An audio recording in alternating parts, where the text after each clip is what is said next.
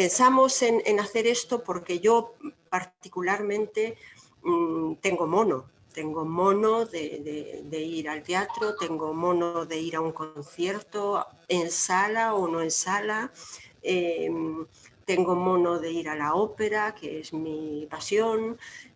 Bueno, pues tengo esas ganas de participar en un evento cultural grande, de masas, ¿no? Es decir, un gran concierto en el Palacio de Congresos de Coruña o en el de aquí de Santiago, o ir pues al Teatro Colón. Es decir, bueno,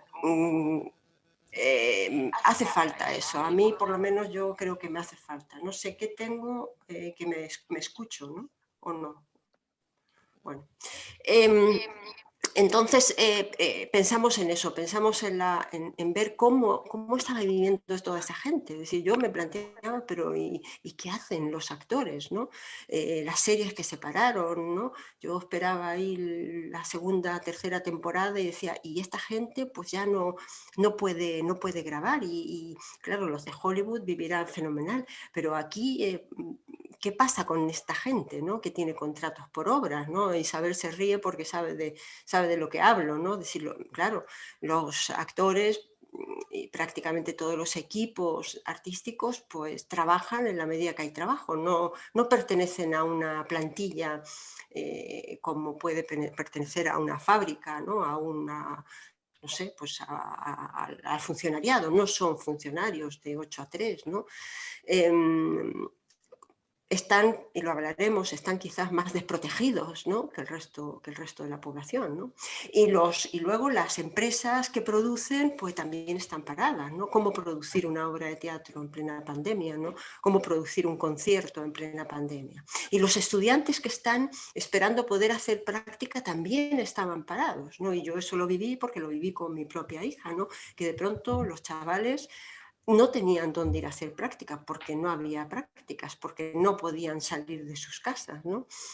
Entonces, esa cadena se iba creciendo cada vez más, ¿no? Entonces, yo creo que hay muchas vías, muchas formas como abordar el tema de la cultura y de las artes, ¿no? Sin duda, hay subsectores que lo han pasado mucho peor que otros, ¿no? La televisión, por ejemplo, parece que no ha sufrido tanto, ¿no? Y también es muy distinto, muy dispar, ¿dónde? ¿No? Porque en Madrid, lo que acabábamos de decir, en Madrid los teatros han estado abiertos. No sé en qué medida las masas han ido, pero han estado abiertos. Aquí no, por ejemplo, ¿no? Yo no piso un cine desde hace, no sé, año y medio, 2 años, ni voy a un concierto desde hace año y medio, ¿no? Entonces, por una parte, yo quería que vosotras, cada una de vosotras, nos hicierais un breve dibujo de cómo está vuestro sector, cómo lo veis vosotros, cómo os ha afectado, ¿no?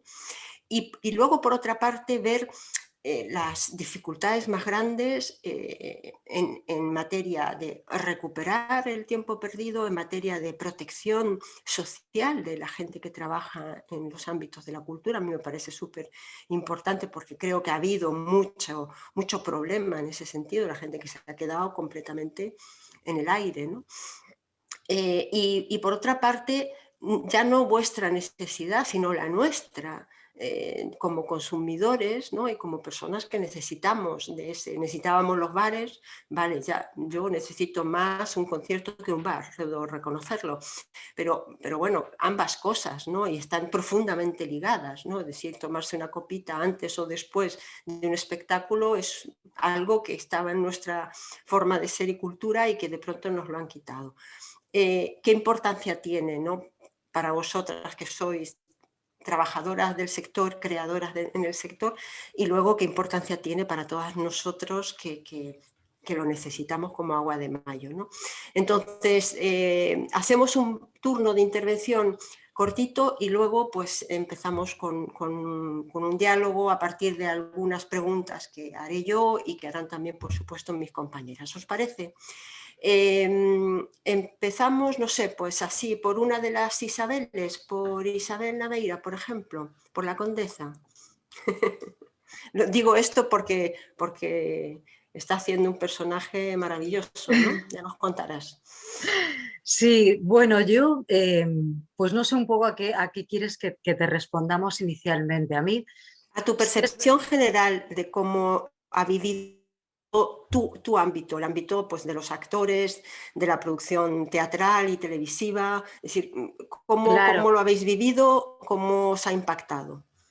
desde el sector, como bien decías, quizá la televisión es de los menos afectados, pero sí es verdad que inicialmente pues, se pararon muchísimos rodajes, se retrasaron muchísimos proyectos, como muy bien podrá contar Emma seguramente mejor que yo, ¿no? Y lo que sí, claro, todo el desconcierto de todo el trabajo en directo, todo lo que es el teatro, tanto los teatros grandes como todo el trabajo de los teatros de calle, de todas las ferias, de todo lo que implica, pues, por ejemplo, un verano para muchos actores, para muchos músicos, para, ¿no? Que todo ese trabajo en la calle de teatro, de circo, que no se pudo hacer absolutamente nada. No, yo de hecho hice de ópera precisamente, yo no había hecho nada en mi vida, por supuesto, y precisamente el ciclo de ópera de Vigo que se tuvo que cancelar como tal, y decidieron hacer pues, bueno, pues solo con los cantantes y bueno, hacer un acto pequeñito, ¿no? Y me llamaron pues para conducirlo un poco. Estaban 60 personas en el Teatro García Barbón de Vigo. 60 personas. Claro, ¿no? Es claro, imposible que cubra ninguna taquilla ni que sea rentable para nadie hacerlo así. Claro, entonces todos aquellos que dependían de la taquilla para algo, pues nada, de nada, ¿no? Quiero decir, realmente nuestro sector, y yo creo que sí es verdad que hay que reconocernos, yo creo que asumimos nuestra condición de no esenciales, por lo menos en un primer momento. ¿No? De todo esto que sabíamos que era, bueno, pues que hay que darle de comer a mucha gente y que eso estaba por encima de todo y la salud sobre todo por encima de todo.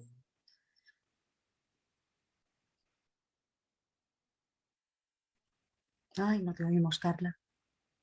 No te oímos, Carla, no sé si nos ves. Sí.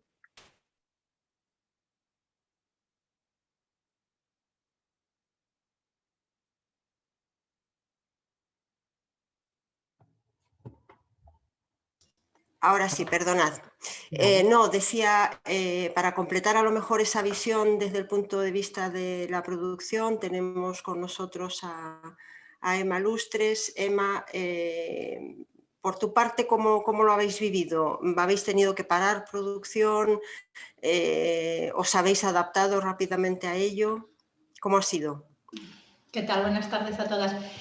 A ver, nosotros particularmente la verdad es que tuvimos muchísima suerte. De hecho, creo que así alguna gente decía, el estado de alarma lo puso a la fecha vacaciones, porque justo ese día terminamos un rodaje y justo ese día entregábamos una serie a Movistar, la unidad, ¿no? Entonces, justo a las 12 de la mañana, el 13 de marzo, entregábamos la serie y justo el 13 de marzo a las 4:30 terminábamos un rodaje.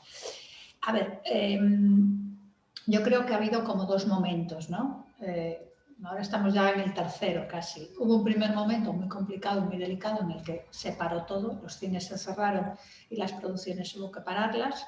Y hubo un segundo momento en el que tuvimos que convivir con el virus, ¿no? Tuvimos que convivir con la pandemia. El primer momento, pues obviamente depende de cada empresa, depende de cada profesional, cada técnico y cada actor en el momento que le pillase. Nosotros estábamos relativamente tranquilos porque trabajamos más o menos con el mismo equipo y ese equipo venía de hacer 2 series seguidas con nosotros, ¿no? Entonces decimos, bueno, han hecho 2 series seguidas, han hecho ahorros, han hecho peto, ¿no? Y ahora vamos a estar parados unos meses y estábamos relativamente tranquilos con la gente que tenemos más cercana, ¿no? Pero sí que es una realidad, lo que comentabas al principio, Carla, y es que muchos trabajadores del sector de la cultura en general y del audiovisual en particular pues trabajan de forma temporal, ¿no? No tienen trabajos fijos y son freelance y trabajan, entonces depende de cómo hubieran sido sus 8, 9 meses, 10 años anterior, pues la verdad es que seguramente ha habido situaciones pues dramáticas, ¿no? Pero bueno, sí que es verdad que fueron unos meses, el sector enseguida se puso a trabajar en protocolos, fuimos de los primeros que empezamos a trabajar en protocolos a nivel estatal con el Ministerio de Cultura y con el Ministerio de Sanidad para intentar reactivar los rodajes cuanto antes y en torno a junio, julio, se empezaron a retomar algunos rodajes. Agosto, septiembre, ya estaba todo más o menos en una actividad no plena, pero sí bastante alta, ¿no? Y es ahí donde empieza ese segundo momento. Ese segundo momento, muy complicado también, de mucho riesgo, porque no tenemos que olvidarnos que los actores y actrices y la figuración en las películas trabaja sin protección, trabaja sin mascarilla, ¿no? Y con el riesgo que eso supone de contagio, con el miedo que eso supone para alguna gente, porque todos sabemos que hay gente que convive con la enfermedad de una forma pues, más tranquila, ¿no? Y hay gente pues, más miedosa y luego pues, hay actores y actrices pues, también mayores, o sea, de una edad, oye, que es un riesgo, ¿no? Cogerla. De hecho, nosotros estuvimos intentando por todos los medios que los actores y las actrices entrasen dentro de un grupo, entre comillas, preferente, no antes que nadie, ni se trata de saltarse la cola de nadie, lógicamente, y hay mucha gente por delante de ellos, pero sí que estimábamos que era un grupo no muy numeroso, y que además era uno de esos grupos que no puede hacer su trabajo con protección, ¿no? En esa segunda fase, que empieza más o menos en agosto-septiembre del año 20 y que termina hace un mes más o menos, pues ha habido pues, rodajes que todos los rodajes se han encarecido mucho porque cada rodaje implica una PCR a cada figurante, PCRs constantes a los actores, PCRs constantes al equipo técnico, porque no hay nada más dramático para una producción que tener que pararse por COVID, ¿no? Nosotros aquí en la oficina, por ejemplo, si a mí cualquier persona de la oficina coge COVID, oye, pues se va a su casa, si los demás tenemos que hacer cuarentena, pues hacemos cuarentena, teletrabajas y ya está, no pasa nada. Pero un rodaje no es eso, un rodaje es mucho más complicado, un rodaje son aprox de una película, aprox son entre 40 y 50 mil euros cada día de coste. Si tú tienes que parar el rodaje 10, 15 días y tienes que, o sea, imaginaros lo que es, ¿no? Ha sido muy, bueno, ha sido bastante de vértigo para los productores rodar en ese segundo momento donde la enfermedad estaba muy, donde el COVID estaba pues eso, muy activo, ¿no? Y ahora yo entiendo que estamos en un tercer momento que empezó aprox hace un mes, donde todo está mucho más controlado, más tranquilo, sabemos que la enfermedad fluye con mucha menos intensidad, los contagios están más controlados, y entonces, bueno, pues ahora, como decía antes Isabel, y comparto su opinión, creo que estamos en esa nueva normalidad, ¿no? que hablaba el presidente del gobierno hace muchos meses. Esa nueva normalidad tardó en llegar, pero ahora es como esa nueva normalidad. Estamos con una normalidad relativa, ¿no? No sabemos si va a durar 3 meses más, 2, 1 o 7, pero sí que ya estamos en una situación que yo creo que anímicamente, económicamente, socialmente, estamos ya en otro momento, afortunadamente, ¿no? Y luego creo que el sector audiovisual en particular, dentro de lo que es el sector de la cultura, no ha sido y no va a ser un sector golpeado por la crisis del COVID, ¿no? Yo creo que la crisis del COVID ha venido a darle una patada para adelante a un montón de cosas, a un montón de sectores, a perjudicar a algunos sectores y a más o menos mejorar otros o darle un empuje, ¿no? Y en el caso del audiovisual, bueno, ya vivíamos un momento dorado, ya llevábamos tiempo con la entrada de las plataformas a nivel estatal, porque la llegada de las plataformas es algo que se venía cociendo ya en Estados Unidos o en algunos otros países europeos, y en España llevamos pues 4 o 5 años que se lleva instaurando, desde hace un par de años ya está bastante instaurado y yo creo que la pandemia ha venido a instaurarlos de forma definitiva, ¿no? Ha salido un informe esta semana, por ejemplo, que más del 50% de las casas tiene ya acceso a la televisión vía internet, ¿no? Es un número altísimo. Y seguramente que la pandemia ha provocado también eso, porque el audiovisual, nosotros hacemos audiovisual para que la gente lo consuma en la sala de cine, en su casa o en un iPad en una estación de tren esperando a un tren que salga a partir, ¿no? Obviamente donde más nos gusta es en la sala de cine, ¿no? Porque ahí la gente está concentrada con su gran pantalla y la atención la tiene menos, se le desvía menos, ¿no? Pero en el fondo para nosotros es importante que el público vea lo que hacemos, lo que producimos, y lo que ha hecho la pandemia es que ha elevado en un grado multiplicado por 2 o por 3 el consumo en casa. Y en ese sentido no creo que seamos un sector que vaya a salir perjudicado, sino todo lo contrario. Nosotros, por ejemplo, particularmente lo notamos, y con esto termino, porque yo si hablo de lo mío me enrollo y porque no hay cosa que me apasione más, pero por terminar yo os daré un dato que es yo creo que muy, muy ilustrativo, ¿no? Nosotros en febrero del año 20, a finales de febrero fuimos al Festival de Berlín, como todos los años acudimos al festival, hay un mercado allí muy importante de cine a nivel europeo, y Borja y yo vinimos deprimidos del festival, del mercado. Venimos deprimidos porque llevábamos varios proyectos, estábamos intentando financiar varios proyectos y todo era no.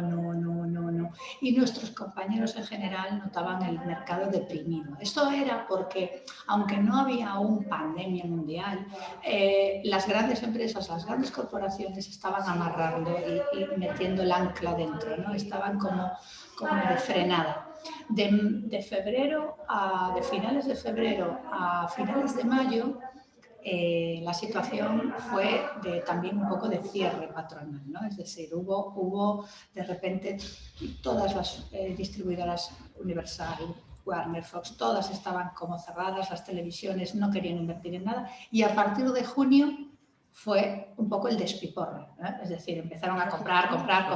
Espera un poquito que tengo que terminar una parte.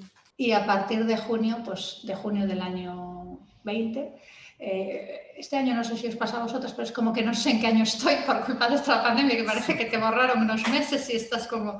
Y desde junio, julio del año 20 hasta hoy, mayo del 21, hay un crecimiento tan brutal que está siendo muy complicado encontrar sobre todo técnicos, ¿no? Para trabajar. O sea, que si tenéis hijos o sobrinos, animarles porque el audiovisual hay mucho futuro. Gracias, Emma. Isabel Dobarro, pianista, concertista. Dime, ¿hace cuánto tiempo que no das un concierto? Bueno, sí que es verdad. Bueno, en primer lugar, buenas tardes. Es muy ilusionante poder estar aquí y poder compartir mi experiencia con todas vosotras. Un placer. La verdad es que la situación en el ámbito de la música clásica pasó digamos, unas fechas parecidas a las que comentaba Emma, ¿no? Hubo una primera fase, por lo menos para mí, hasta agosto, septiembre, en las cuales pues, se me cancelaron, pues pusieron muchísimos conciertos, ¿no? Por ejemplo, la conferencia Women Now, que era con Hillary Clinton, Kathleen Kennedy, un concierto en el Lincoln Center, una gira por Argentina con más de 6 conciertos, conciertos, por supuesto, en España, etcétera, ¿no? Entonces, la verdad es que, por supuesto, eso fue algo durísimo, ¿no? Y la idea de no ver un final claro a la situación. En ese sentido, a nivel personal, a pesar de la dureza de las circunstancias, me centré en la investigación, creé un programa sobre mujer y música, haciendo entrevistas, explorando el papel de la mujer en la música clásica, trabajé en mi libro, trabajé en mi tesis doctoral, en el proyecto de Pauline Viardot que estoy desarrollando ahora. Por lo tanto, digamos que me centré en otros aspectos, ¿no?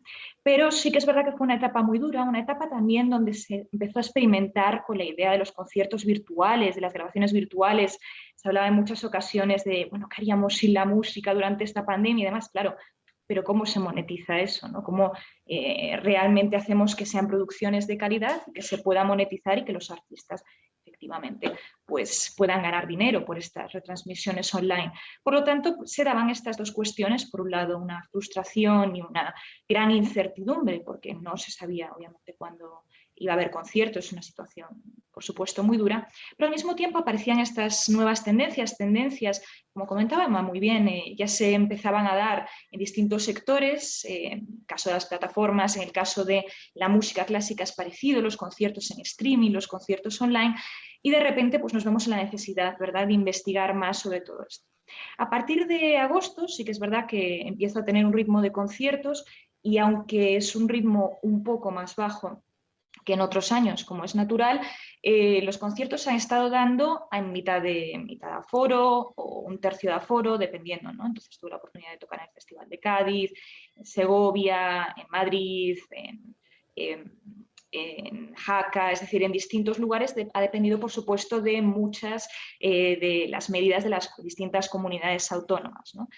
Sí que es verdad que a partir desde el mes pasado, ¿no?, un poco siguiendo este calendario que estaba estableciendo Emma, pues sí que veo que estos conciertos pues, se vuelven a reprogramar. Esta conferencia con Hillary Clinton pues, va a ocurrir ahora este 10 de junio, conciertos con orquesta otra vez, ahora voy a tocar en Braga con la Orquesta Filarmónica de Braga, posteriormente pues, los conciertos en Galicia, esta gira de conciertos se va a realizar, todo el plan Viardot que había preparado durante la pandemia a nivel internacional, pues se está preparando la grabación en Londres, conciertos en Francia, en Rusia, es decir, parece que todo está empezando otra vez a funcionar y está esta cuestión que me parece muy interesante de este desarrollo, ¿verdad?, de las nuevas tecnologías y de cómo pueden afectar a los conciertos. En este sentido, creo que ha sido muy interesante el concierto que he dado el pasado domingo en la Fundación Juan March, porque fue retransmitido, ¿verdad?, en directo,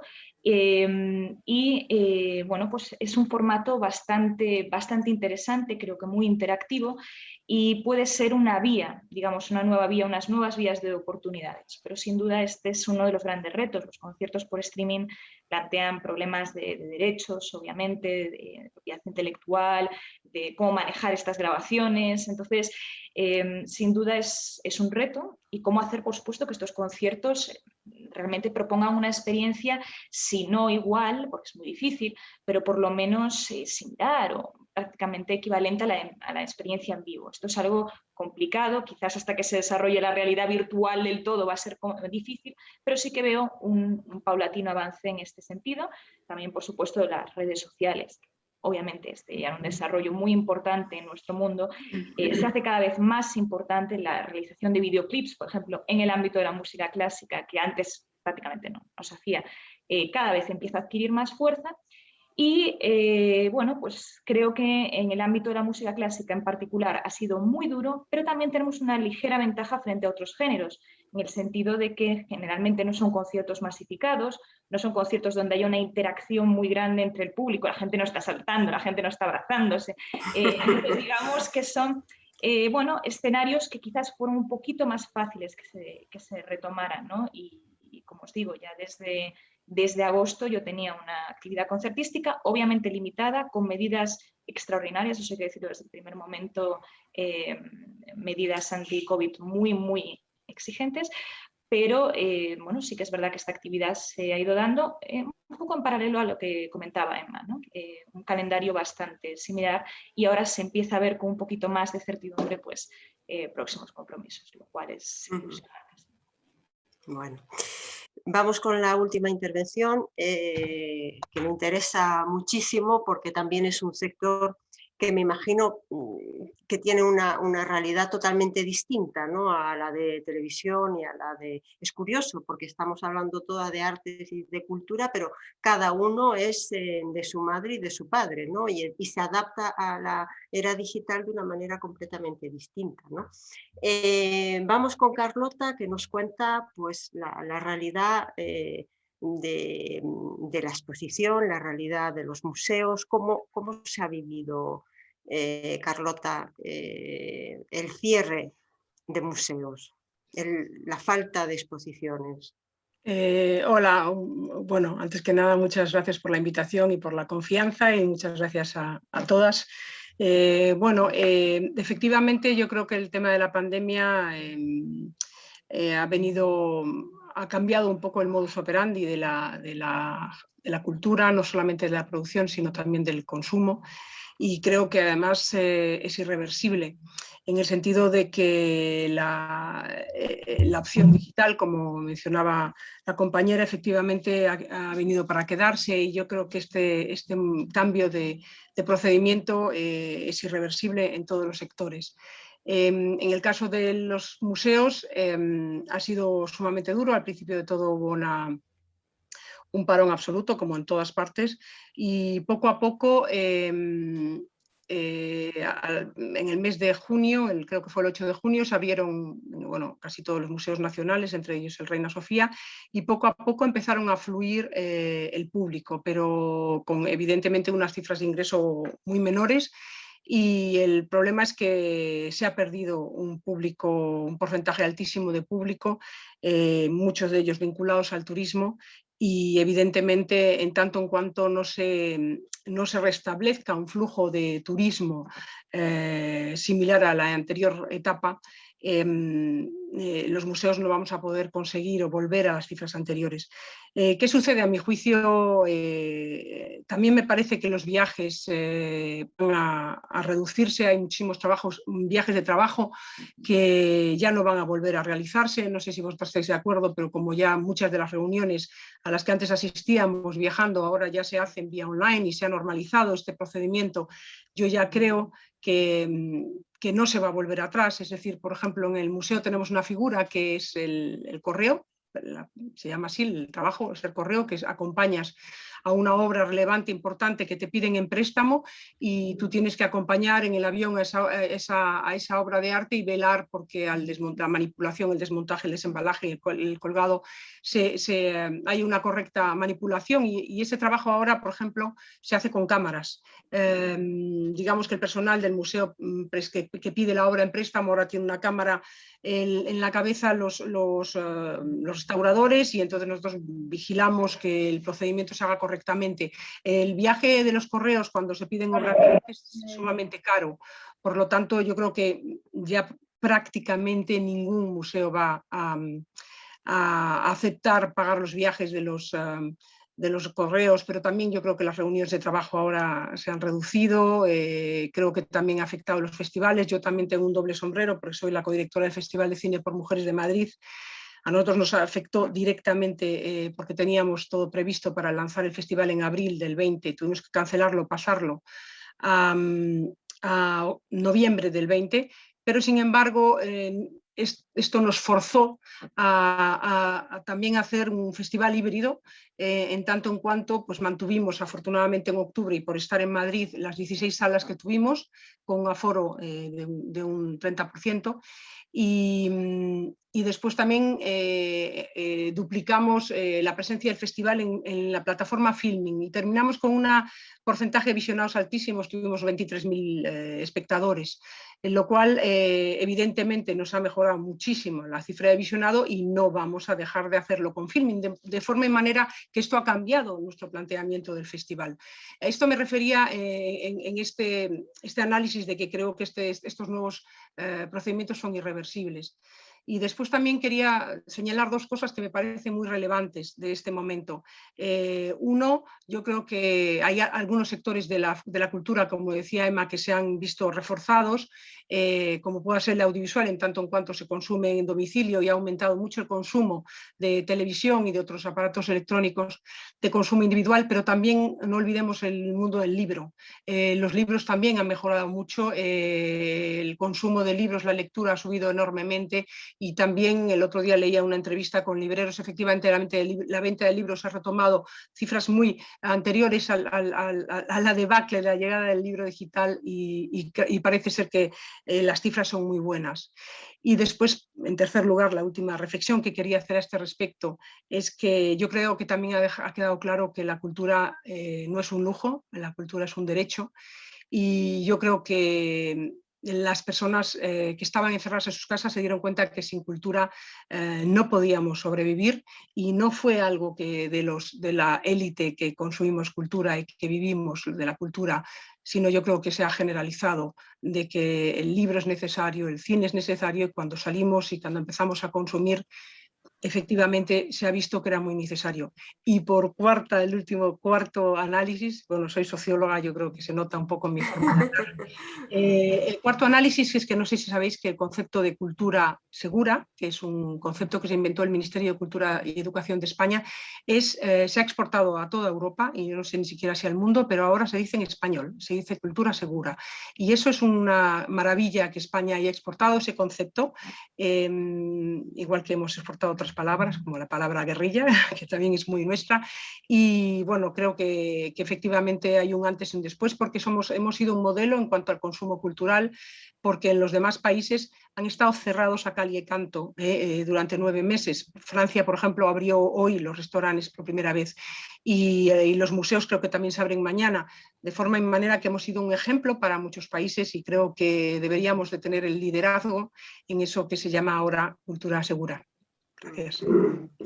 Gracias, Carlota. Bueno, yo en primer lugar avisar que por supuesto todas las que estáis aquí, todos los que estáis, porque también hay caballeros y bienvenidos, podéis levantar la mano y podéis preguntar.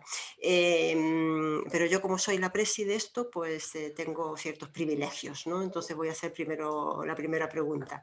A mí me ha dado la sensación de que todas sois muy optimistas, ¿no? O sea, de que veis realmente que esto no solamente se puede recuperar, sino que incluso puede ir mejor, ¿no? A lo mejor, salvo Carlota, que la veo un poco más negativa, en el sentido de que la digitalización puede hacer que la gente se quede en casa. Y de que, bueno, pues de que opte por la forma exclusivamente digital, ¿no? Hay gente que está diciendo, sobre todo la gente que trabaja en el ámbito del turismo y en el ámbito, pues, de viajes, turismo, pero también cultura, digamos, de calle. Hay mucha gente que está diciendo que el rebote, como en la bolsa, va a ser brutal. Es decir, que se va a producir en el sector turístico, sobre todo en el sector de viajes, una recuperación a lo bestia, ¿no? Si puedo hablar en términos tan coloquiales. Es decir, que va a ser muchísimo mayor que el efecto de que la gente haya estado tanto tiempo contenida en su capacidad de moverse, en su capacidad de viajar, en su capacidad de gastar, de salir, de comer fuera, etcétera, de estar con la gente, va a producir un efecto muy concentrado en el tiempo y muy grande, ¿no? Como que todo el mundo está esperando, como eran las rebajas del Corte Inglés del primer día, ¿no? Que están ahí todos empujando para entrar como una especie de manada en medio. Bueno, pues que está la gente esperando en los aeropuertos como manadas para poder coger un avión e irse a la playa o poder entrar en los restaurantes, divertirse, ir a una discoteca, etcétera, etcétera. ¿Vosotras creéis que desde vuestros sectores eso puede suceder, y en qué medida podéis pensar que a lo mejor esto es un antes y un después? Es decir, que las cosas no van a ser necesariamente iguales, pero que a lo mejor van a ser mucho mejores desde el punto de vista económico. Carlota, sí, adelante. Activa tu micro, por favor. Bueno, es que yo creo, yo sí no soy tan optimista. Yo sí creo que ha cambiado y que, como he comentado antes, creo que es irreversible, porque hay procesos que se han acumulado y ahora van a ser complementarios. Lo que yo me refiero es que no va a ser nunca como antes, a mi juicio, y entre otras cosas porque se han incorporado otras formas de hacer. Pero yo sí quería señalar que yo creo que no se puede hablar de sector cultural sin hablar lo que se llama en sociología los 5 puntos de la cadena de producción de valor cultural. No estamos enfocando el tema si no entendemos esta cadena. Esta cadena está formada por 5 puntos, empieza con la creación, la producción, la distribución, la comercialización y el consumo. Evidentemente todos los sectores culturales, el libro, la danza, la música, el cine, todos pasan por estos 5 puntos, que son una estructura sociológica que podéis investigar investigar en Europa, en todos los países se trabaja con este formato de cadena de producción de cultural. El problema es que en esta primera cadena están los creadores. Los creadores están sumamente afectados y machacados por la situación del COVID. Es decir, esto es irreversible, están en una situación, ya estaba en una situación muy, muy empobrecida. En España siempre ha habido una precariedad enorme en el mundo de la creación y en el sector de los creadores. Han sido muy pocos los que pueden vivir de su creación y el COVID les ha golpeado y los ha destrozado. Yo sí creo que hay mucha gente que ha abandonado y que no va a volver a la creación porque si ya era complicado y es un esfuerzo y es una valentía y es un trabajo muchas veces ímprobo y multitask en lo que se le exige a todos los artistas, en este proceso yo creo que es muy difícil. Hablemos de la producción también se ha parado, quizá no en el audiovisual, pero sí se ha parado.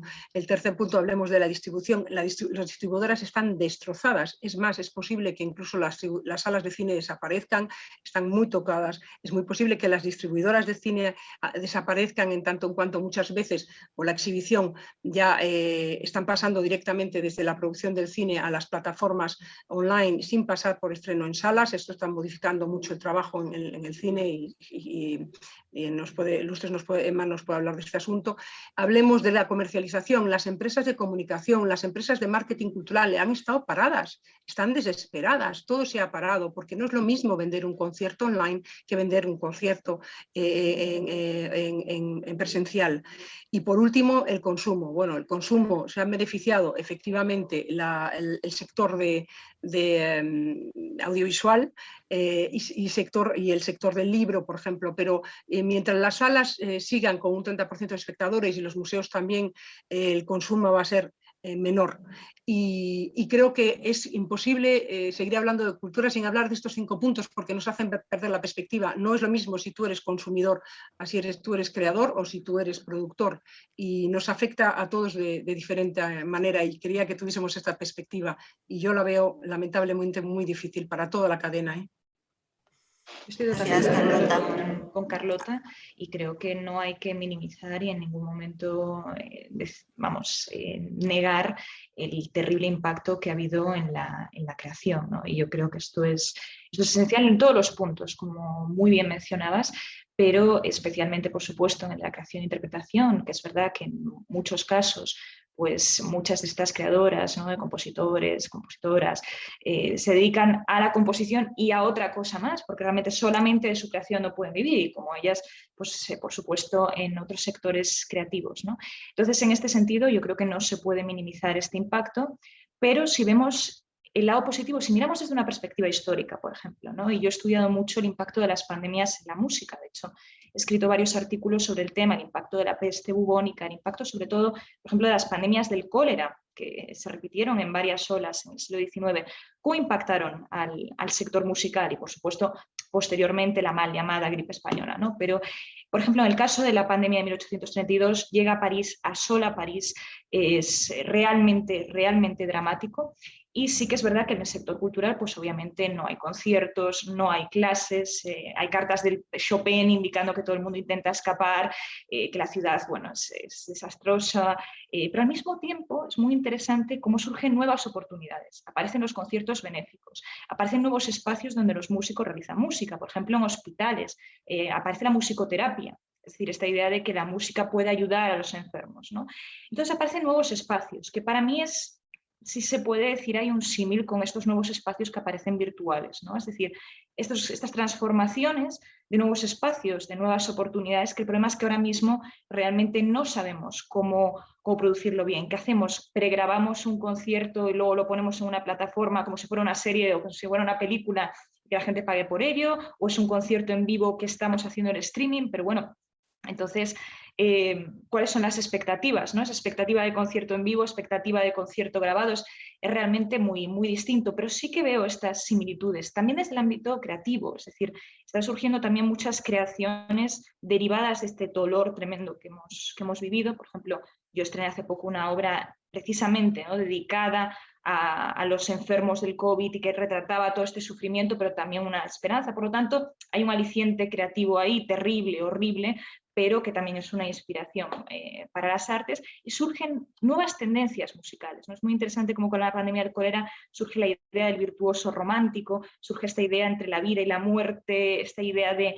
este virtuoso que es capaz de superar lo humanamente posible, que se da una sociedad que mezcla pues, lo supersticioso con la ciencia que se estaba desarrollando, la medicina estaba sufriendo un cambio espectacular realmente, ¿no? En aquel momento.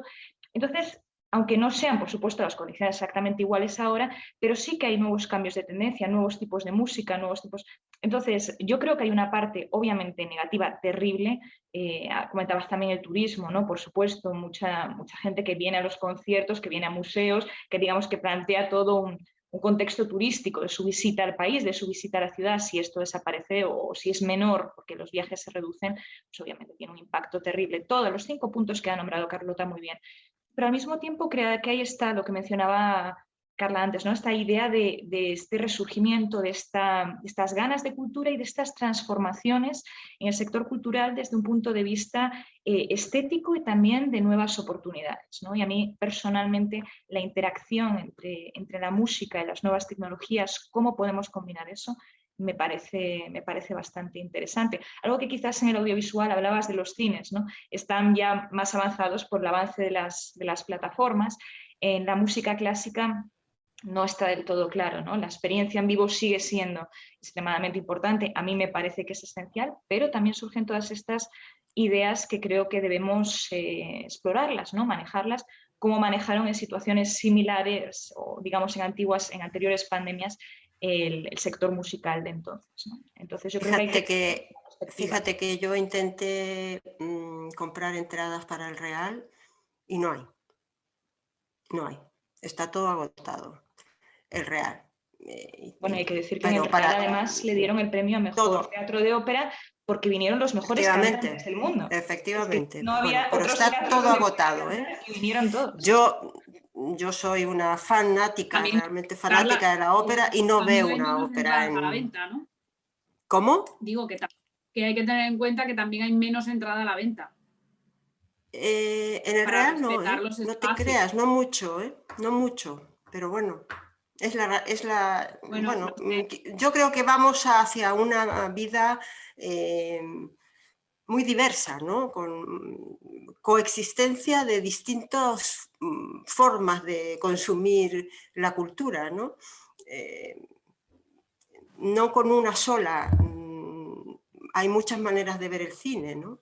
Hay gente que irá al cine y comprará las palomitas y otra gente que se hará las palomitas en casa con una pantalla de 80 pulgadas. ¿O no, Emma? ¿O tú crees que realmente el cine va a sobrevivir como siempre ha sobrevivido? Yo creo que obviamente la pandemia ha traído un cambio, o va a provocar un cambio en el consumo en la sala de cine. Nadie sabe exactamente lo que va a pasar, ¿no? Efectivamente, pero mi opinión es que el cine va a mantenerse y va a seguir. El cine es en la sala de cine tú vas a consumir, no vas a otra cosa, vas a consumir. Y si no hay producto, pues no vas. Lo que ha pasado, en España concretamente, es que la asistencia al cine ha bajado muchísimo porque no hay producto. Por un lado, las salas de cine han visto en algunos momentos de la pandemia estaban las salas cerradas, en otros momentos el aforo estaba al 30%, en otros momentos estaba al 50% y también depende de las comunidades, ¿no? Pero básicamente el problema que ha habido es que no había estrenos, pero no había estrenos porque en España las salas de cine, el consumo está dominado por las películas americanas y por las majors americanas. La distribución está en manos de Disney, de Fox, de Warner, de Sony, de Universal. Copan más del 85% del mercado, ¿no? Y el cine español y europeo se reparte el otro 15%, más o menos año a año, ¿no? Entonces lo que sucede es que en el momento que las distribuciones distribuidoras americanas no estrenan sus películas, y no estrenan sus películas por una simple razón, porque querían recaudar más dinero con sus películas. Entonces, como un ganadero que está criando vacas no va a matar su vaca mejor si la carnicería está cerrada. O sea, lo pongo así como un ejemplo muy chorras, pero es así. Entonces, las distribuidoras americanas no han querido estrenar sus películas, y si no se estrenan películas, la gente no va a las salas de cine. Cuando ha habido algún estreno muy concreto, como por ejemplo el de Santiago Segura, pues hizo más dinero casi que el anterior, ¿no? Por lo tanto, es una cuestión de que si no hay producto, la gente no va. Yo estoy convencida de que cuando ese producto llegue, la gente va a ir, y además estoy convencida de que las distribuidoras americanas no van a dejar ese negocio, no van a dejar de querer ingresar ese dinero que les genera la explotación en salas de cine, porque es que sería absurdo, porque ellos explotan en sala de cine, ingresan de la sala de cine y luego va a la plataforma e ingresa a la plataforma. Eso es totalmente compatible, y será compatible con que algunas plataformas produzcan directamente para la pantalla, pero que eso ha pasado siempre. Es decir, esto es como decir, no, los restaurantes van a cerrar. No, usted puede comer en su casa una comida estupenda con amigos y puede ir a un restaurante a comer una comida estupenda con amigos. Es un poco parecido, ¿no? Que los restaurantes hayan estado cerrados o que hayan estado con bajo aforo no significa que luego la gente no quiera ir a restaurantes. Y además, que yo estoy convencida además que esto todo es una estrategia de estas majors. Estas majors, Warner tiene HBO, Disney tiene su plataforma, Universal tiene la suya, todas las majors tienen sus plataformas, y ahora ellos lo que han hecho es utilizar su producto, utilizar algunas películas que han estrenado directamente en la plataforma para que su plataforma compita en este mercado global de coger clientes, y que sus acciones en la bolsa bajen lo menos posible, porque claro, si tú eres Disney y tus ingresos en los cines se van a cero o a casi cero, y tu acción empieza a desplomarse en el Dow Jones, pues ¿tú qué haces? Pues dices, no, el futuro está en la plataforma, toda la plataforma, estreno directamente en la plataforma, porque eso hace para que la bolsa, pues sus acciones no bajen, ¿no? Porque es como el futuro está en la plataforma. Entonces yo creo que eso es todo parte de una estrategia, ¿no? Una estrategia por parte de las distribuidoras americanas de a día de hoy poner el foco en la plataforma, y cuando los cines cuando la gente pueda hacer vida normal 100%, las salas abren al 100% y la gente pierda el miedo, porque no hay que olvidar que hay gente que sigue, yo digo hay gente porque yo es que la verdad no he vivido con miedo afortunadamente nunca, ¿no? He sido muy prudente con mis padres y con mis suegros, pero no he vivido con miedo en ningún momento, pero hay mucha gente que sí. Yo tengo amigos que han vivido con miedo. Yo he ido al cine, yo he ido a restaurantes, pero yo tengo amigos que no han ido al cine, que no han ido a restaurantes, se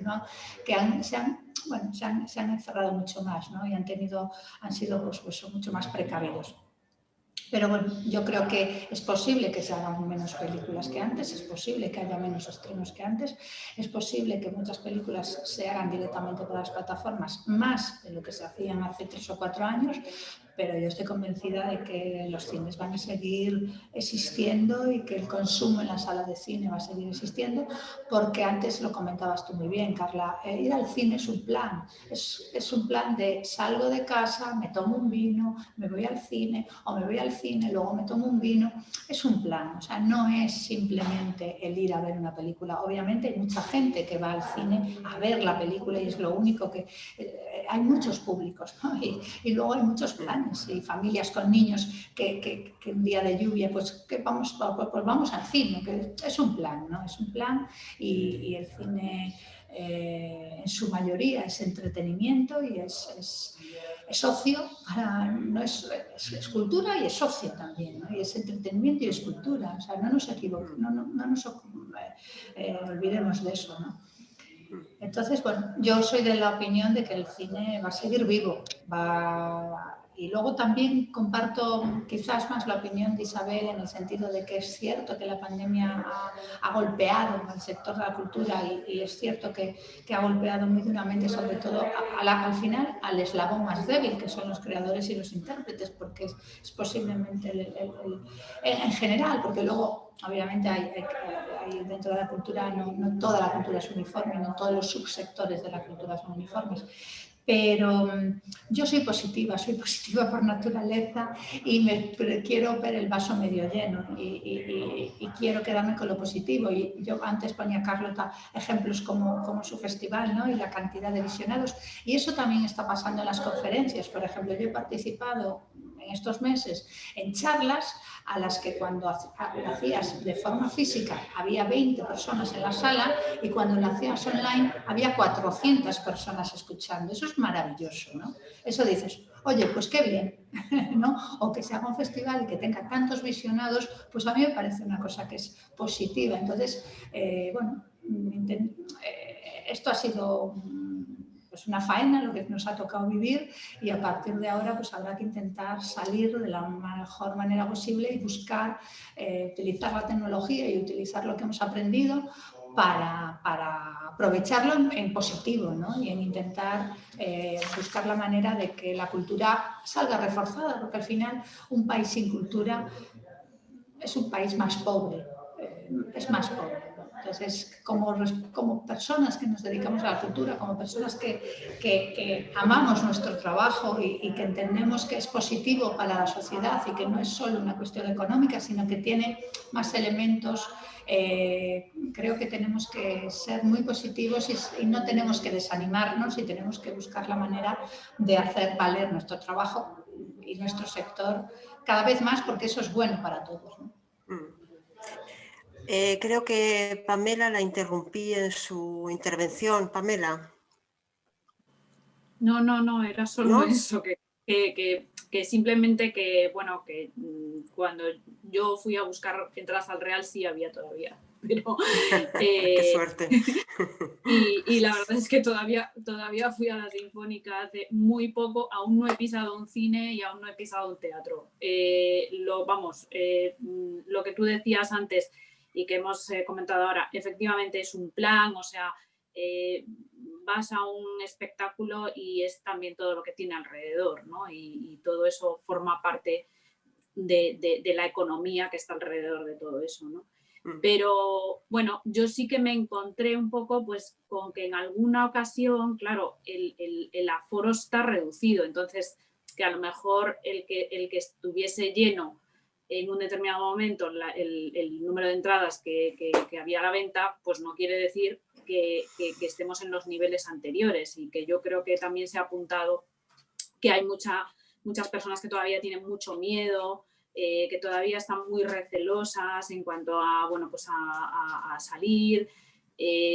Bueno, cuando hemos tenido las situaciones que hemos tenido justamente después bueno, pues del fin del estado de alarma, pues hay muchas personas a las que también les ha dado mucho respeto y, bueno, creo que va a ir una evolución lenta y que somos muchos los que estamos deseando, ¿no? Poder volver a determinadas actividades y que, bueno, pues simplemente era el comentario anterior de eso, de que a lo mejor tenemos una falsa sensación bueno, pues de que se pueda estar reanimando, ¿no? Todo esto.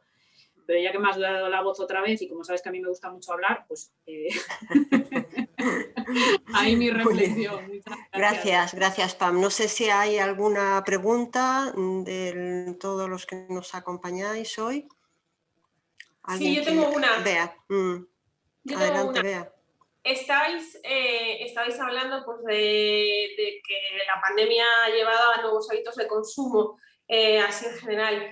La pregunta es, ¿vosotras creéis que el sector, va para todas, que el sector realmente está preparado para cambiar algunas dinámicas o para cambiar sus formas de llegar a los consumidores y de aceptar estas nuevas formas de consumo? Yo creo que el sector de la clásica no, es un sector que se mueve a un ritmo muy lento. Creo que la instrucción en los conservatorios tiene que cambiar de manera radical. De hecho, yo ahora, el año que viene, voy a ser profesora en el London Performing Arts Academy of Music, y allí han puesto un programa nuevo totalmente en el cual se imparte Derecho y Música, Relaciones Internacionales y Música, Entrepreneurship y Música. ¿Por qué? Porque en los conservatorios normalmente lo que se enseña es simplemente dar las notas y ya está. Entonces es una población especialmente vulnerable cuando llegan situaciones así, incluso más, y el sector no está preparado para renovarse en absoluto. Es decir, la educación que se recibe en muchos conservatorios es decimonónica. Es el plan de estudios del Conservatorio País del siglo XIX. Entonces, es muy difícil esta adaptación, que sí, quizás en programadores, en festivales, puede ser que avance, pero también los artistas, ¿verdad?, tienen que adaptarse a estos cambios. Y entonces yo creo que, en primer lugar, la formación es esencial y, en segundo lugar, pues la capacidad de adaptación, que viene un poco también influido por eso. Es decir, si no te dan las herramientas o si no estás intentando llegar a estas herramientas, pues es muy complicado. Y en el caso de la música y de los conciertos en vivo versus online, pues yo creo que ahí hay todo un campo a explorar que nos ha pillado, creo que a todos un poco a desmano, y que nos vamos a tener que adaptar a todos los niveles, a nivel de educación musical, a nivel de concertístico, por supuesto, de producción, todos los puntos de la cadena, ¿verdad?, que mencionaba antes Carlota. Muy bien.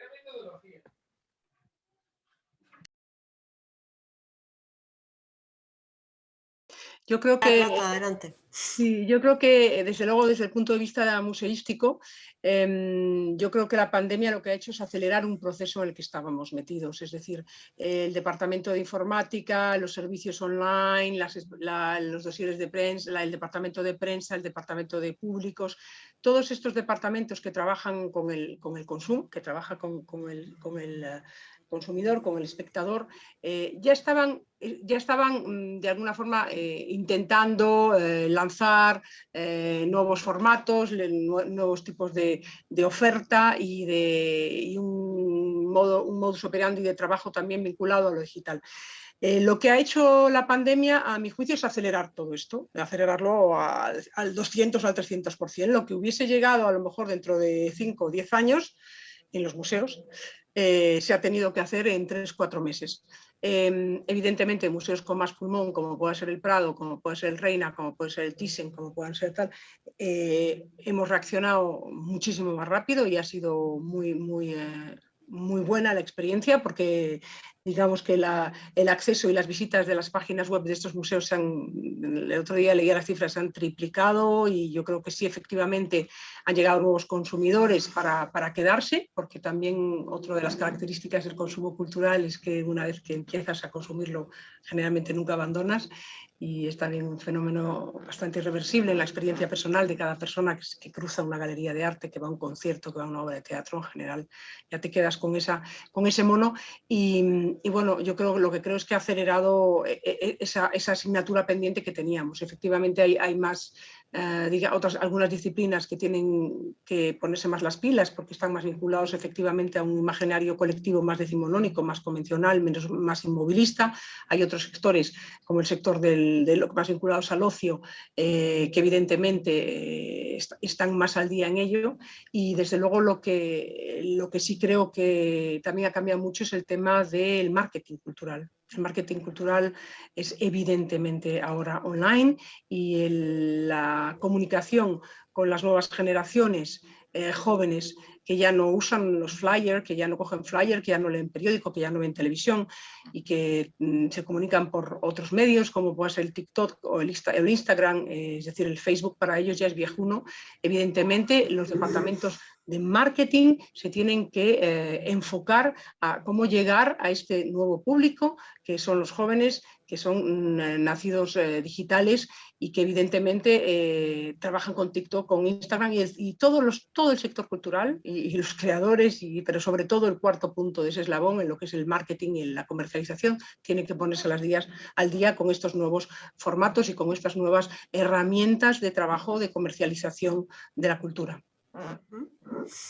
¿Más intervenciones? ¿Más comentarios o más preguntas? Yo quiero señalar un segundo, que me encantan todas estas... En el tema del consumo, No sé si en el consumo audiovisual, no sé si el consumo audiovisual en casa sobre todo, ¿no? No sé si es tanto fruto de la pandemia como esta multiplicación de pantallas y esta multiplicación de plataformas donde poder ver audiovisual. A mí, yo creo que ha traído un consumo un poquito de menos calidad. A mí, yo no estoy excesivamente cómoda, aunque pueda ser muy beneficioso para la producción, ¿no? y para la producción audiovisual en general, porque se consume mucho. Yo creo que se consume mucho, pero peor, ¿no? Porque hay un consumo un poco obsesivo, hay un consumo un poco como muy rápido. Cuando hablan alguna gente de estos maratones, ¿no? De que en un fin de semana se ven 2 series, yo digo, ay, qué horror. Creo que tenemos que los consumidores en general tenemos todos mucha menos paciencia que hace años, ¿no? Y sobre todo la gente quizás pues más joven, que de hecho, bueno, pues sabemos que hay plataformas que cuentan los visionados por 2 minutos, ¿no? Los 2 minutos ellos un visionado.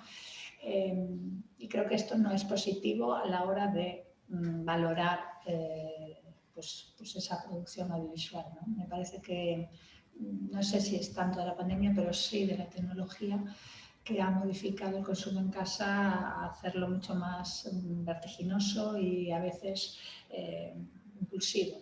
No me parece que eso sea bueno en el medio y largo plazo, la verdad. No sé qué opináis vosotros de eso, pero yo tengo una sensación así un poco extraña con eso. Sí, Isabel Dobarro quería. Sí, bueno, yo quería apuntar primero lo de los museos, estos streamings maravillosos que se están haciendo desde, ¿no?, las distintas salas, enseñando salas, cuadros, y estas nuevas estrategias de marketing como el Prado en las calles, poner réplicas para que la gente acceda de una manera pues mucho más inmediata, ¿no? Me parece que son iniciativas que, bueno, están mostrando, ¿no?, estos cambios radicales, y lo que comentaba Emma me parece fascinante, y creo que a sectores como la clásica le afectan de una manera muy, muy directa, porque creo que cada vez, como decía muy bien, quienes nos escuchan tienen menos paciencia, ¿no? Entonces, digamos que obras de largo formato, obras que exigen un nivel de concentración, que exigen un nivel pues, de estar involucrados durante mucho tiempo, ¿verdad?, en su escucha, pues cada vez el público es más impaciente, ¿no? Y se hace más complicado este formato de recital, este formato de concierto tradicional, ¿no? Entonces, digamos que ya simplemente por los hábitos de consumo no solamente cambian el ir al teatro o no, o el ir al concierto o no, sino también la estructura del propio concierto. Tenemos tal océano de posibilidades, ¿no? En Internet podemos ver, pues lo que decías, ¿no?, tantos vídeos, y solamente realmente decidimos si vemos este otro por los primeros segundos, ¿no? Entonces, esta poca capacidad de concentración durante largos periodos de tiempo a veces es muy complejo, porque cambia de una manera radical el formato, pues por ejemplo en los conciertos de música clásica, que se plantean más como una experiencia, o una película, ¿no?, que se plantea más como una experiencia, pues una cierta profundidad, que necesitas tiempo, etcétera, y nuestra atención es mucho más, dispersa. No sé si lo sabéis, pero por ejemplo se está planteando que los partidos de fútbol, en vez de 90 minutos, que cada tiempo dure menos, que duren 70 minutos. O sea, mira dónde llega el asunto, ¿no? Que la gente ya, un partido de 90 minutos de fútbol es como muchísimo tiempo, ¿no? Es que es muy curioso cómo se han cambiado los hábitos de consumo, pues eso, que afecta a todo, ¿no? Hasta un partido de fútbol que están pensando en acortar y que dure menos, ¿no? Bueno, de hecho, en los partidos de fútbol ahora este tema de las multipantallas y de las pantallas grandes hacen que la gente vea 2 o 3 partidos al mismo tiempo, ¿no? Es decir, ahora tengo entendido, yo no tengo ni idea, pero lo veo por mi queridísimo esposo, todos los partidos son a la misma hora, ¿no? Los de la liga creo que son todos a la misma hora, para que no haya, nadie se pique ni haya celos entre unos y otros, ¿no? Entonces, claro, tienes que tener la pantalla dividida en varios partidos, o estar con el mando mirando los resultados de varias cosas, ¿no? Sí me parecía muy interesante lo que decía Emma con respecto a ese consumo compulsivo, ¿no? Porque es un consumo compulsivo, pero que ya viene de antes, ¿no? y de un consumo a lo mejor de peor calidad, quizá, ¿no? Es decir, bueno, pues lamentablemente no todo el mundo ha optado por la literatura y por la lectura o por artes más nobles, digamos, que algunos programas de televisión, no me refiero evidentemente al cine. Bueno, pues y hay de todo, ¿no? Pero yo creo que a mí me parece que todas las formas culturales se han democratizado, ¿no? Profundamente se han democratizado con la posibilidad de tener pantallas en todas partes, ¿no? Es decir, el hecho de tener posibilidad de acceder desde un móvil, desde un iPad, desde un ordenador, desde el televisor de casa, etcétera, en definitiva te abre la posibilidad de acceder a todo eso de manera mucho más democrática, ¿no? De acceder, pues efectivamente, yo nunca he podido entrar en el Prado, nunca he podido entrar porque era imposible hacer las colas, comprar las entradas, siempre estaba lleno, imposible, ¿no?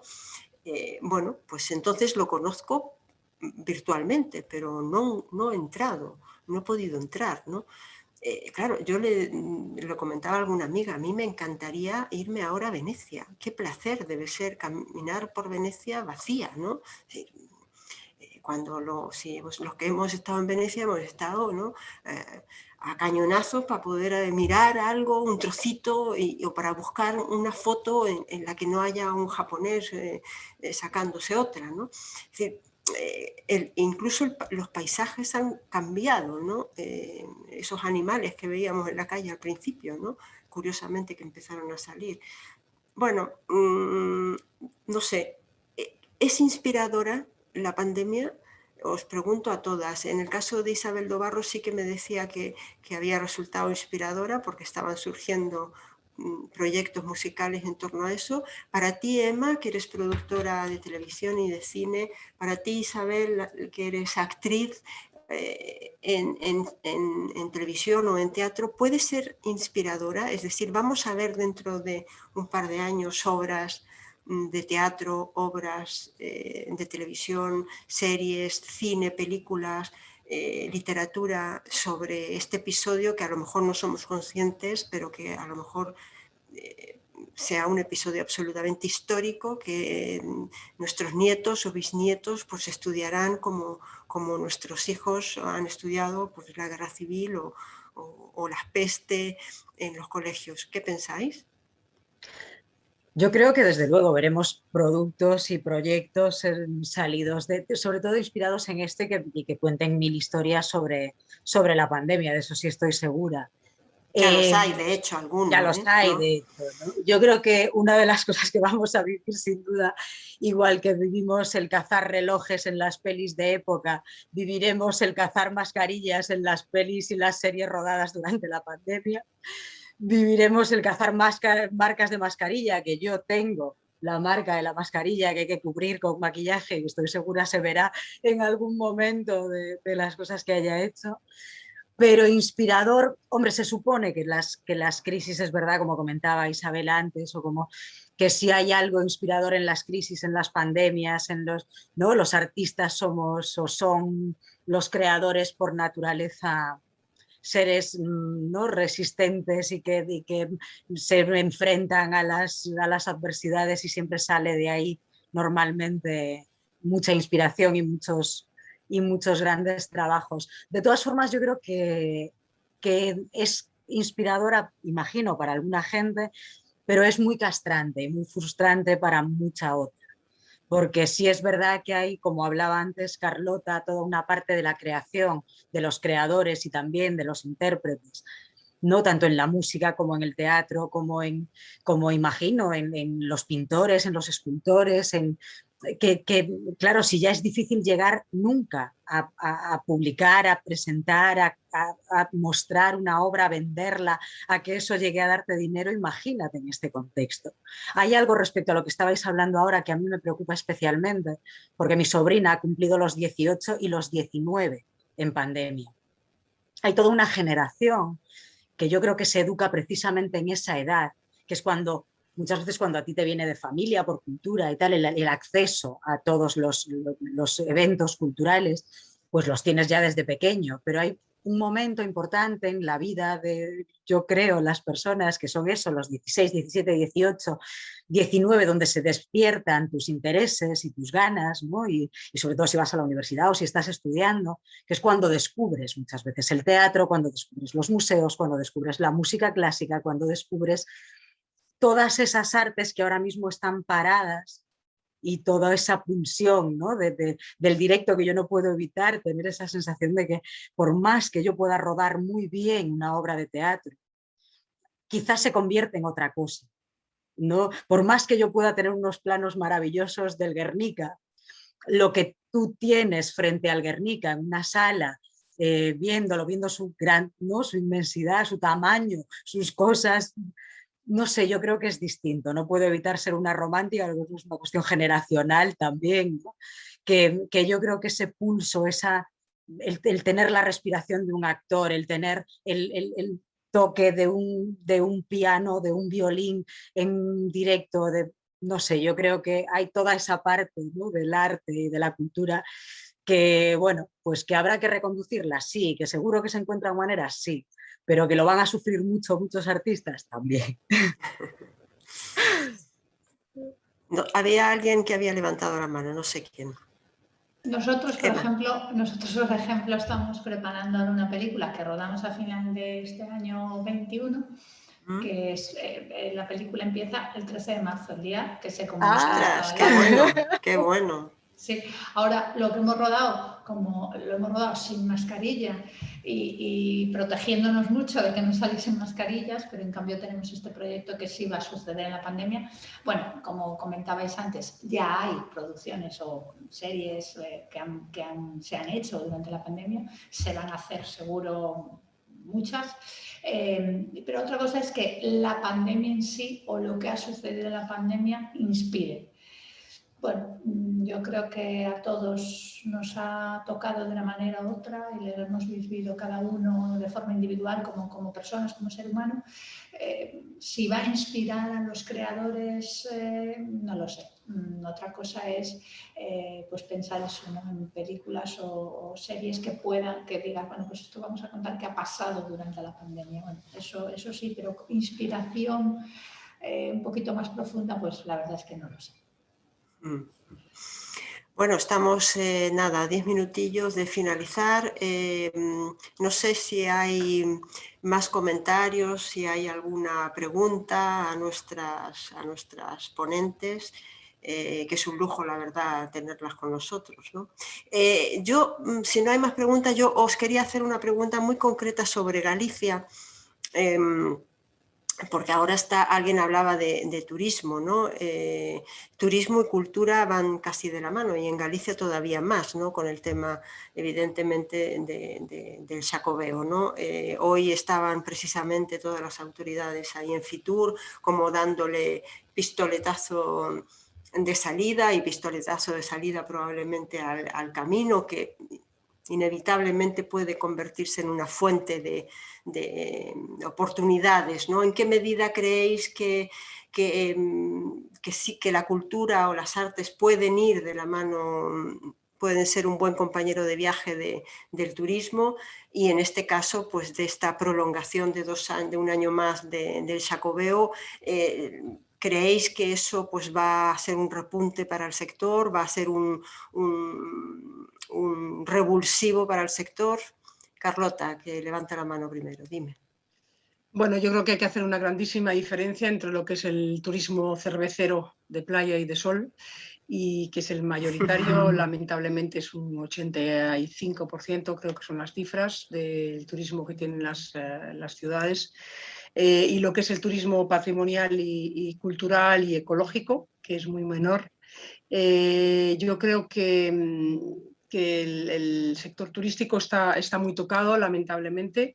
Ya te comenté que no creo que vaya a haber, lamentablemente, ese repunte así que exponencial que mencionabas tú, que decías que se iba a señalar. Yo creo que viene una crisis económica muy fuerte que va a ser como el fin de la ola de este tsunami que creo que está por venir, y evidentemente se va a recuperar probablemente las cifras anteriores. Yo creo que va a llevar tiempo y yo creo que, creo que el turismo cultural es el que va a estar más tocado, porque los que viajamos para ver cultura y para ver patrimonio, evidentemente, y los que viajan generalmente es gente que tiene más poder adquisitivo, es gente generalmente mayor, muchos de ellos jubilados, que tienen dinero para permitírselo, para ir a Viena a ver una ópera o para viajar a ver una obra de teatro a Londres, etcétera.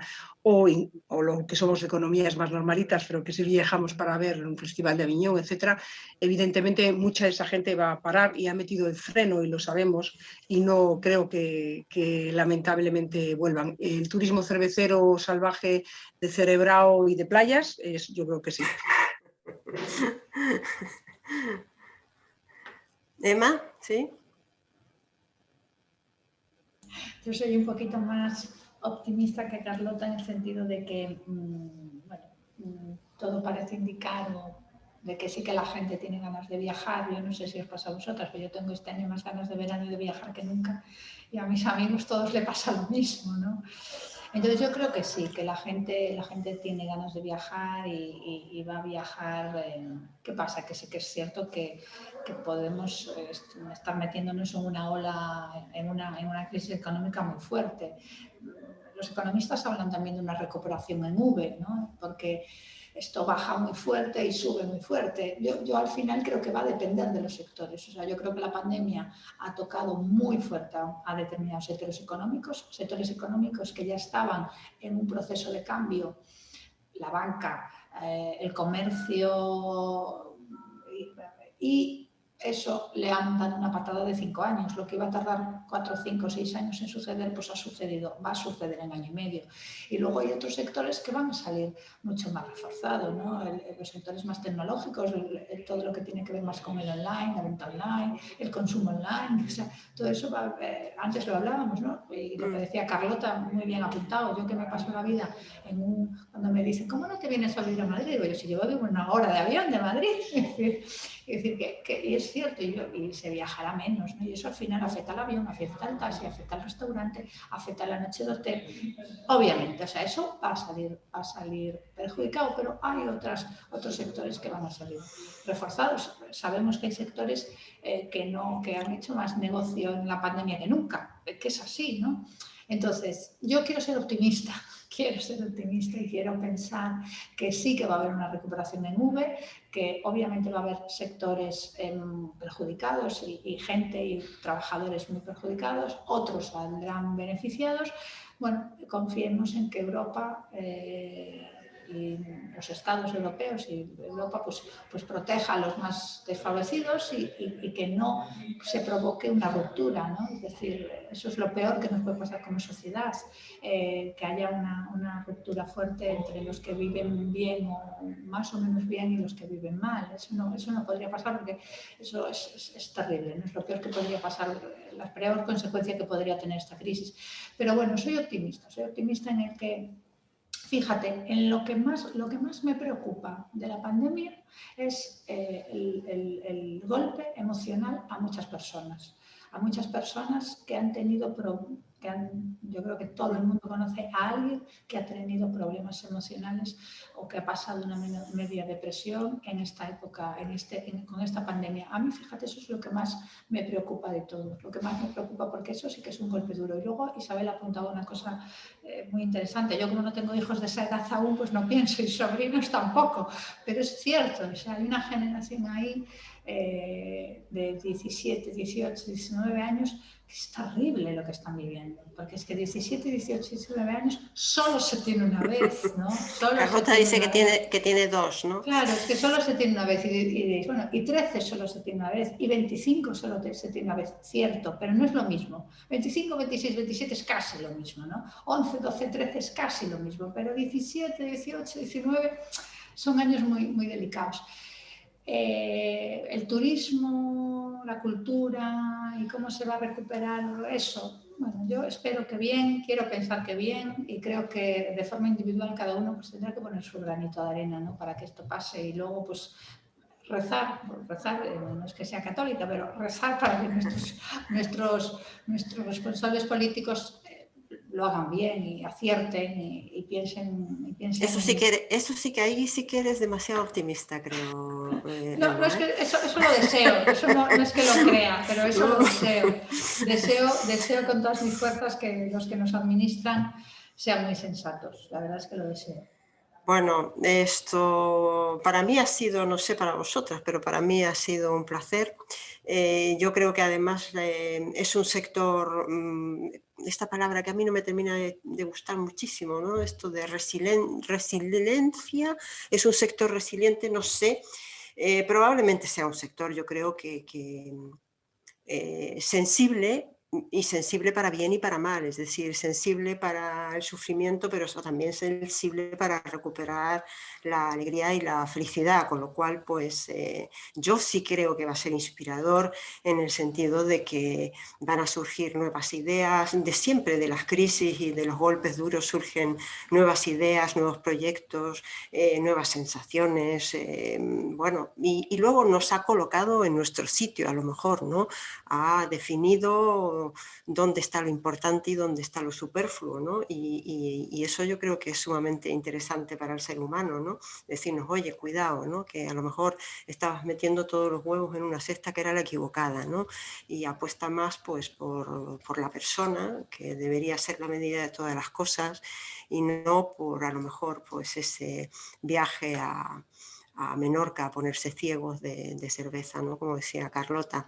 Y por otra parte, porque hay tantas mujeres exponencialmente, ya veis aquí, con una fuerza y con una garra imposible, malo será, ¿no? Como se dice en Galicia, que de aquí con estas semillas pues nos salgan proyectos fuertísimos. De Ema Lustres estoy convencida, lo sé, porque bueno, pues una trayectoria que es así como la de un cohete al espacio, ¿no? Que no tiene ningún accidente, y ojalá que siga siendo, por supuesto, que nos sigas dando películas, historias maravillosas, Ema.